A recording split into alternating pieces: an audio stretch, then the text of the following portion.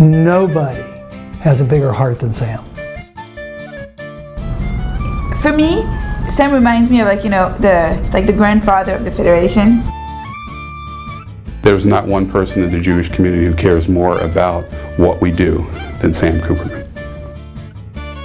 He's a guy that always will do for the community before himself. He's really one of a kind.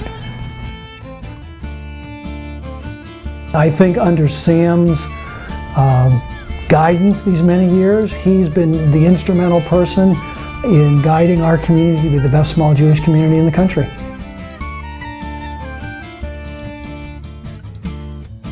I always loved Sam. I always felt a closeness to him. He brought, like, the social service aspect to the business part of Federation. It is a business, but Sam always brought his sense of, you know, his moral sense and his serving people sense. I see when I'm working with him, and it's a contentious issue, Sam always goes for trying to help the person. Anything that was discussed with Sam's heart. Sometimes he didn't discuss it with his head, but always with his heart. He understood what we needed to do as a community, and he appreciated leadership. And I'm not just saying my leadership, I'm talking about he was a great guy to develop leadership in this community.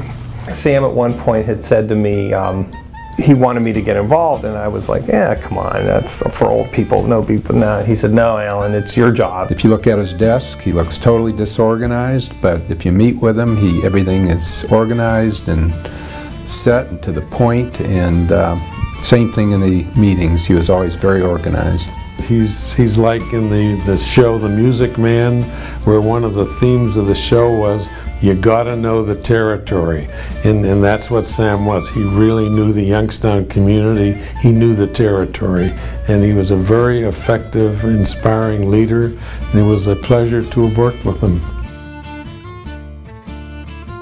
I feel just privileged to have worked all these years under Sam, because we've done so many new things in the time that I've been here. And I've seen so much, and Sam has been the person who's in charge of everything and all the changes that we've made. In the past, when I've called him for various things, what was interesting to me is I called, and Nancy, his secretary, would pick up the phone, and I'd say, can I talk to Sam? She says, well, he's not there. Says, well, where is he? Well, he's in the bathroom. I said, okay. So would you ask him to call me back? Well, an hour went by, 2 hours went by, there was no call. I called him back and I said, Nancy, where is he? She says, well, he went back into the bathroom. So I said, well, why can't we get him a phone in the bathroom? The best thing he says when we're talking about something that is just, you know, not so, he says, oi, oi, oi, it's not so important. Oi, oi, oi, oi. It's been a hoot working for Sam Kooperman. I spent 25 years in manufacturing where work life was very disciplined and very demanding, and you stuck to the protocol of whatever it was. And then there was Sam. So I learned a whole new way of doing business. And what always strikes me as the funniest thing with Sam is I'll come to work and he'll know what's going on in my family before I know what's going on in my family. So I hear so-and-so had a baby, or I hear so-and-so's getting a divorce. Really? You know, that's news to me, and sure enough, it's actually happening. Well, there's always funny stories, and there's always touchy stories. For those of you who know Sam, Sam touches everybody. I think probably one of the funniest is going with him last year to Cleveland to pick up the new Shachim. Our first meeting of Sam was at the airport when we just arrived. It was 10 p.m. I think. We were very, very tired after a 14-hour flight. We went to the airport to pick them up. Of course, they were not there, so Sam makes me go into the airport to look for them, and we found them and came back into the car, and you know, we're kibitzing in the car, and on our way back to Youngstown, all of a sudden, I see we're going back to Cleveland. And it was very nice. It was Sam and Darlene, and they said hello when we started driving home, and apparently he took the wrong exit twice on the way here. This is an experience you only deal with Sam Kooperman. What I like about Sam is he gets the numbers. Some people call him cheap, but I would say he's frugal. He's very conscientious. He doesn't like wasting money. When we have our talks, he does calculations in his head like no one I've ever seen before. The one day when I had probably maybe been here, I don't know, just a couple days, and he happened to be around when the phone rang, and I said, "Mr. Kooperman's office, may I help you?" And after I got off the phone, he said, "Honey, if you don't pronounce my name right, they're not going to know who they're calling." And I was like, so he did. He took a chance on me. I was very green when I started here. He's always been patient. He's always been understanding. He's a very compassionate man. He can tell you that every Jewish person in the community, he can tell you their life story. He's a very caring individual. He really cares about this community. He cares about the Jewish Federation. He treats all of the employees here as human beings. And for someone at his level, that's impressive, and I really like that about him. The first time that I spent any direct time with Sam was running around with him doing some errands, and had some experiences being the passenger in his car, which did not thrill me.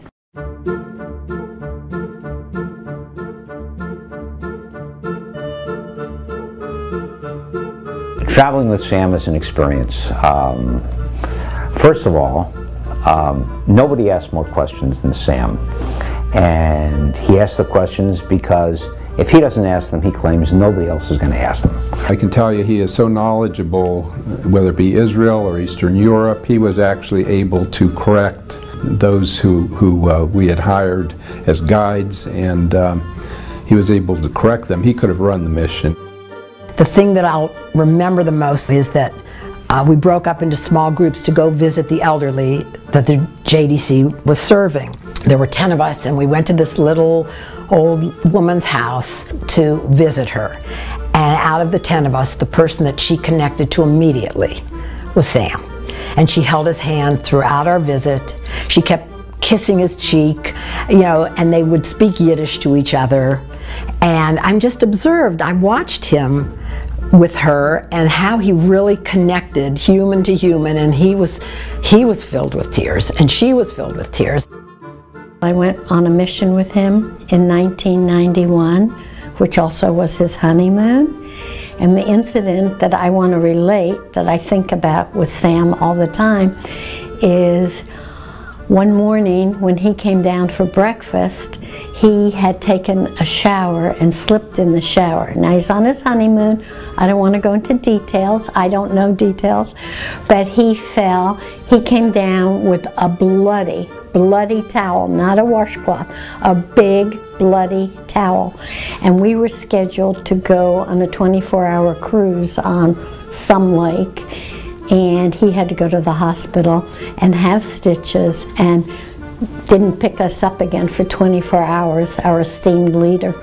One night we went to dinner and we were walking up the street, and there was an artist who had displayed his painting on the ground. And Sam talking like he always does. And he just walked right over the painting. And we all got hysterical. There was a big footprint on it. We just laughed so hard. It was so funny. And our friend said, "Sam, do you think he'll give us a reduction in the price now that it has a footprint?"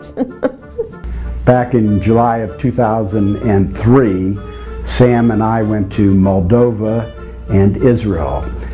The thing that impressed me most was that Sam had the respect of all the other Federation professionals. Everybody knew him. They knew of his tenure at Youngstown, and it made me proud to be from Youngstown because everybody knew of the accomplishments of Youngstown because of Sam. When we arrived back from Israel at 5:30 in the morning at Kennedy International Airport in New York City, Sam went to Nathan's Hot Dogs and bought 2 hot dogs with all the trimmings for breakfast. Sam and I were in a support group of Federation directors for nearly the entire time I've known him.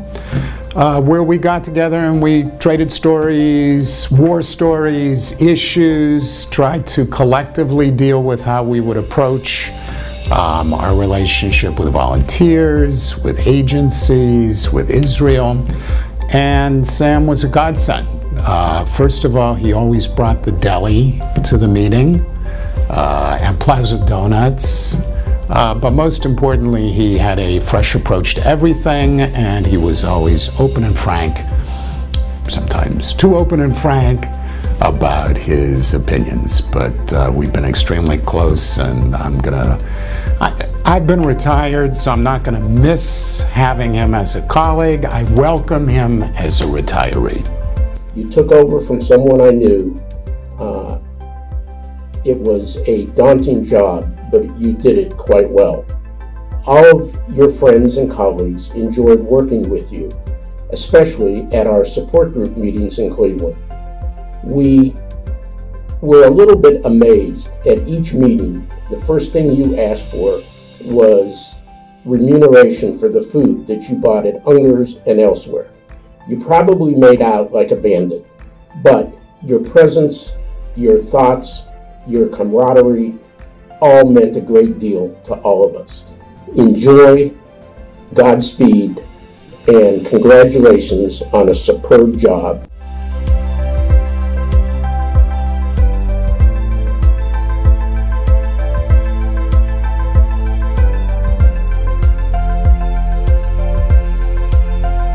He is the chairman of the Tuesday night at the Station Square. And so he's always there. He always gets the table. He makes sure everybody gets what they want to eat and has what they want to drink. And he loves the ends of the bread, so he makes sure that there's enough of those. And he just is a terrific company. Terrific company. Sam was in charge of educating the, I think maybe 6th and 7th grade children and teaching them about sex and it's the birds and the bees. And they also had a book that went along with it that after the class they were supposed to come home and read. And when she walked in the door and I said, "How was it?" She said, "Mom, I could throw up. I have to go to bed." And that's when the came. We would meet for breakfast a little after 7 o'clock and have a little bit of conversation, and then, what did he do? He worked a crossword puzzle, USA Today. Now where do I fit in? I'm his assistant. It's like, what is the 4-letter word with blah, blah, blah, blah, blah. I played golf with him. I've tried to block that out of my mind for years now, the few times we played golf. It's very strange to play golf with a guy who has no rear end and has to wear suspenders because his pants are always falling down. Sam's hysterical to be out there golfing. It's enjoyable, and so I'm glad he got me into doing that as well too. I've actually golfed with Sam, so I have his golf swing embedded in my head, and that's kind of painful at times. We play racquetball together. I'm what you call the odd man out. When they can't find anybody else, they go for the old guy, and that's me, and I'll play with him. And I'll kick his ass tonight, you know, as the saying goes.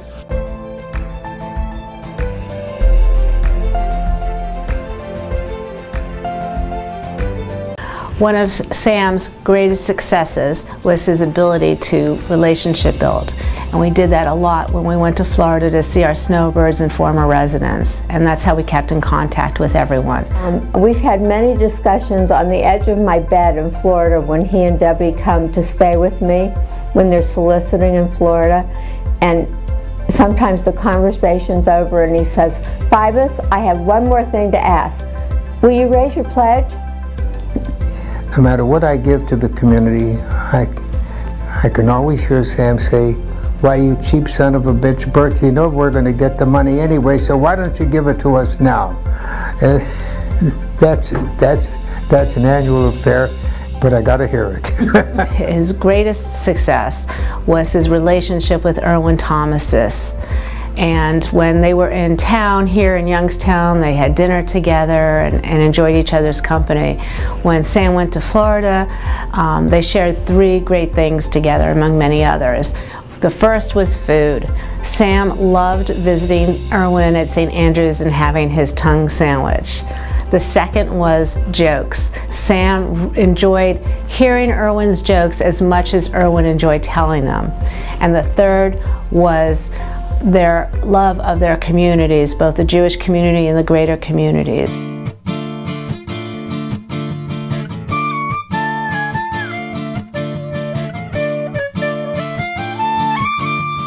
What it's like to be Sam's brother-in-law, knowing that Sam will always be able to find the cheapest hotel no matter where he is or what country. Knowing he'll gamble on anything. If you want to set up a bet with somebody of how long it'll take the sun to go past the clouds, Sam would bet on that. Knowing that I can always get a free room in Las Vegas because of Sam, and knowing that he's a great family man and brother-in-law. I love you, Sam. Everybody should have a brother-in-law like Sam. He's a great guy to spend time with. His poker playing and watching football and his betting and you know, watching the kids grow up together. He has Brian and I have 3 children, and so we have spent many holidays together and times and lots of time together, and can always count on Sam. Being Sam's sister has not been easy. Because of Sam's imperfections, I had to be the model child. My parents couldn't take 2 delinquents. Because of Sam, to this day, I am unable to put my face underwater. Sam, why did you have to almost drown? You ruined my chance for life to ever learn to swim again. Being with Sam would extend your evening for at least an hour because he knew everyone and could not stop talking. I always knew that Sam cared about me. When I was asked to draw a ticket for a raffle prize, Sam yelled out, "You can't raffle off my sister." Seriously, Sam is a good guy. He has a heart of gold. He would do anything for you, but he would also ask anything of you. Sam, you are a great person, a good friend, and even a better brother. I love you. We have had a wonderful relationship for the last 40 years. Sam's very bright. He's a wonderful father and a great grandfather. He was the one who took Brian everywhere with him, everywhere. They went to Israel. Sam has a cousin, some kind of a relative in Paris, and he took Brian with him, and then they were going to Israel, and Brian only ate peanut butter and jelly sandwiches. Sam took a loaf of bread and a suitcase and a jar of peanut butter. And you know, just great things like that. So he's just such a good father and good to me and good to the kids. And he was very good to my mother. I can see just standing by how warm and considerate, how much he deeply cares about what he does and what he does for the community. I know that when he does retire, he's going to miss it. And don't worry, you're not going to get rid of him. He'll be around. He'll be around. But I've been very glad to share him with the community. I think what he has done for the community has been wonderful. He's been a wonderful husband. He's been a wonderful father to my children and to his son. And now he's a papa, and he loves being a papa. Sophia, when I say papa to you, what song do you think of? My Little Sunshine. Will you sing it for me, please? Go. My little sunshine, you make me happy when the skies are gray. Can you please tell me what it's like to be Sam Kooperman's granddaughter? In honor of Sam Kooperman's retirement, we thought that the best thing to do would be a top 10 list of our favorite things about Sam / what it's like to be his son. Number 10, Jewish geography expert. We all know Sam. If we have a question about who's related to whom or who knows what in the Jewish community in Youngstown, just a phone call away. Number 9, Sam is pure entertainment for his grandchildren. Number 8, butt dial king. Sam does not know how to use his iPhone or any other phone for that matter, and I get at least 3 or 4 phone calls a day when he sits on his phone and says nothing. Number 7, Sam is not a good driver, as we all know. He drives around in his 1998 white Cadillac that he bought twice, and everyone runs for their lives. Number 6, repeat required. We all love number 4, Sam's predictability. Sam has a love of sports, number 3. Number 2, Sam sure knows how to spoil his grandkids. And number 1, the number 1 thing that we love about Sam Kooperman. The fact that you're the most important person as a son or daughter or a granddaughter in his life, and there's nothing more important. He brought so much heart to our community, and it's time for him to retire, I know, but we will never forget what he did for all of us as a community and as, you know, as individuals. Love that man. Mwah! I just want to say that we really respect you, we love you, and we'll miss you as an inspiring leader of the Federation. I love you, and I hope we continue to enjoy many good times together, and I'll always be here for you during the good and the bad. Sam, mazel tov on your retirement. You deserve it. Take some time to relax, travel, enjoy your grandchildren, because we all know you're not going very far. Be well, and we love you. I just want to wish Sam the best in his next phase of his life, and I'm sure whatever he chooses to do, he will do with the same passion and commitment that he's done these past 40-odd years. I love him dearly, and we're going to miss him, and he better come down and visit. I will miss you so much, Sam. I love you, and thank you for sharing with me and the entire Jewish community for all these years. I'll miss you.